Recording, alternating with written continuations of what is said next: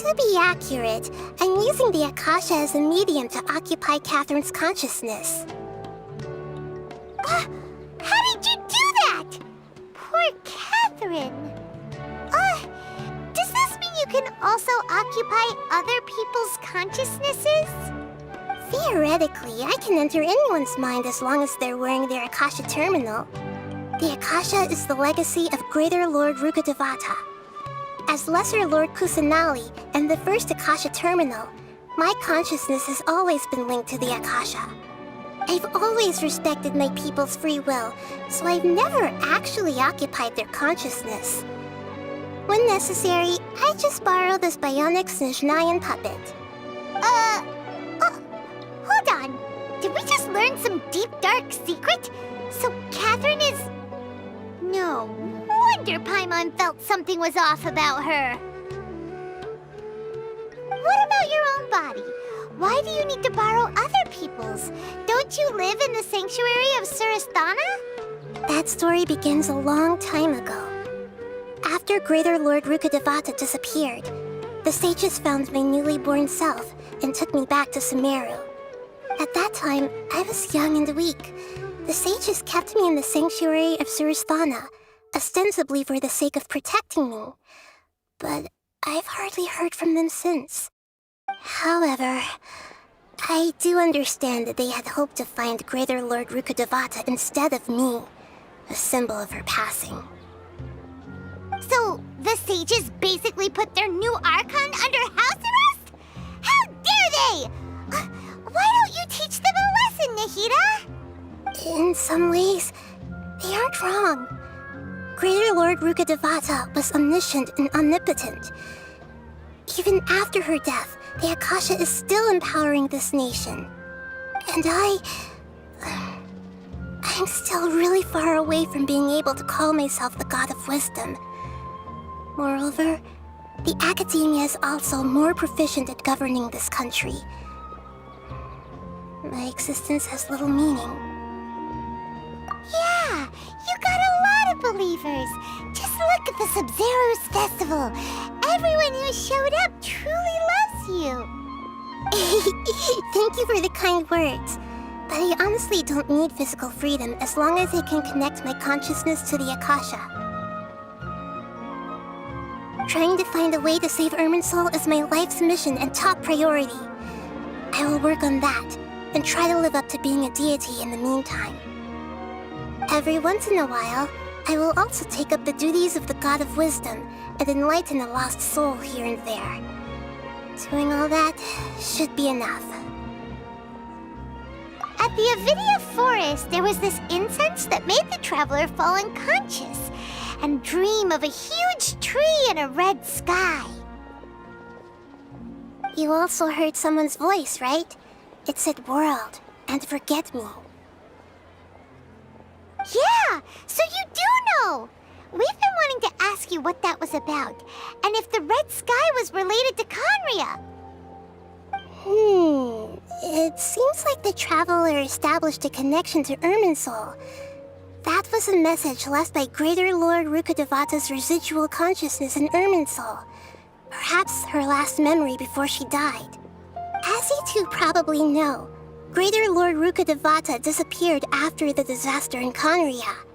The timings of these events do line up, so your suspicions are reasonable.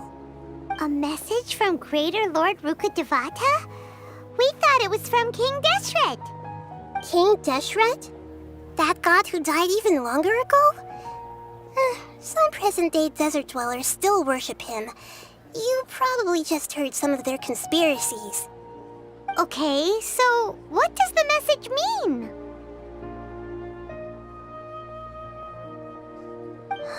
I still haven't managed to decipher it. Even the Akasha isn't currently capable of doing that. Greater Lord Rukkhadevata's residual consciousness in Irminsul seems to be contaminated with something that has a very dangerous aura to it. Many devoted scholars go mad as soon as they connect their consciousness.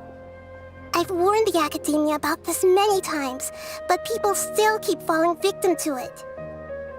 But I believe this is the key to saving Irminsul.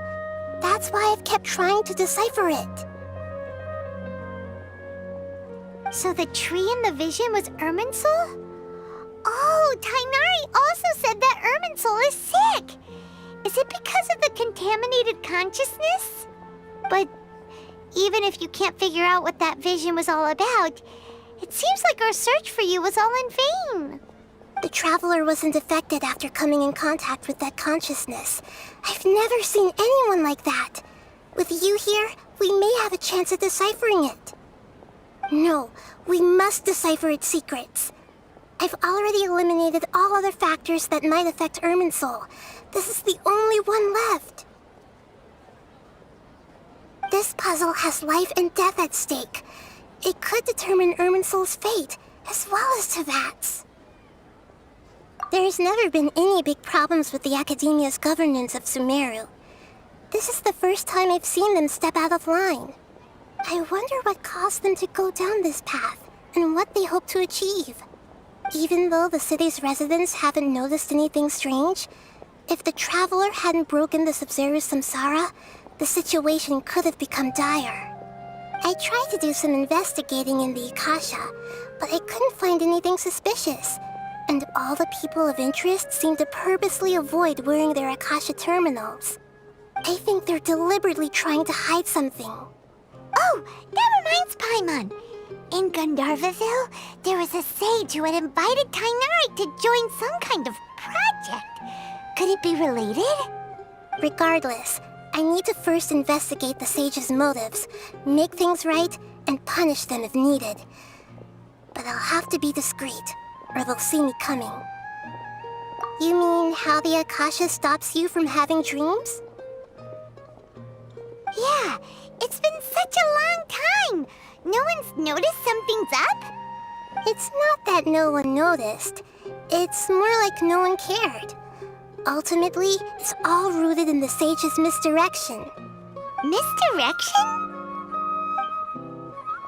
The sage has convinced everyone to believe that being unable to dream is a sign of rationality and wisdom.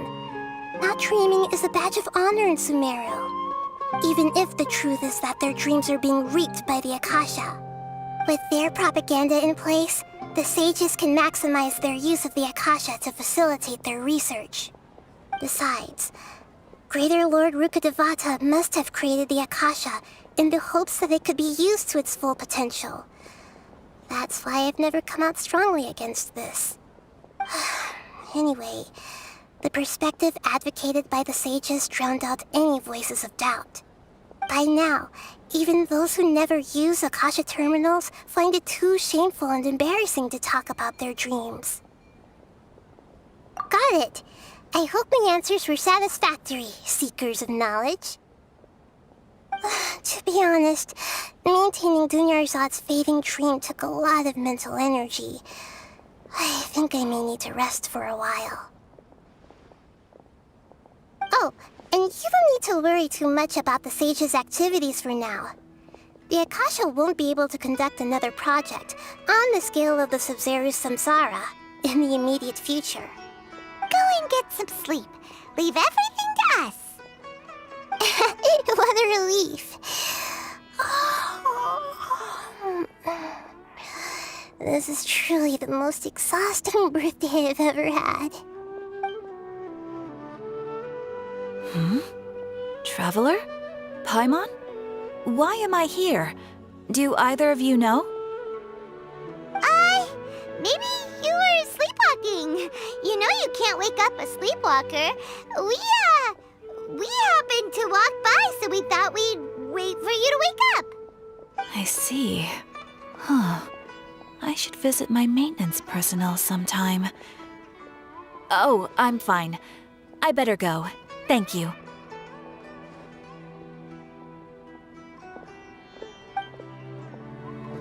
We've spent quite some time in Sumeru City, but ever since we last said goodbye to Lesser Lord Kusanali, we haven't heard anything from her.